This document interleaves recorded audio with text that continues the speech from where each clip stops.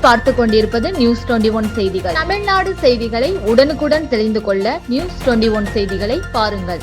மாராண்டஹள்ளியில் அம்மா பேரவை சார்பில் திண்ணை பிரச்சாரம் அமைப்பு செயலாளர் முன்னாள் அமைச்சர் KB அன்பழகன் பங்கேற்பு.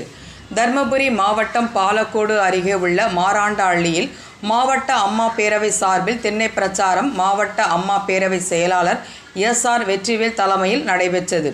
இந்த திண்ணை பிரச்சாரத்தில் அமைப்பு செயலாளர் முன்னாள் அமைச்சர் மாவட்ட செயலாளர் KB அன்பழகன் MLA கலந்து கொண்டு மாராண்டஹள்ளி பேருந்து நிலையத்திலிருந்து கடைவீதி 4 ரோடு வழியாக இந்தியா வங்கி வரை சென்று பிரச்சாரம் மேற்கொண்டனர். திண்ணை பிரச்சாரத்தில் அதிமுக செய்த சாதனைகளை எடுத்துரைத்து பிரச்சாரம் செய்தனர்.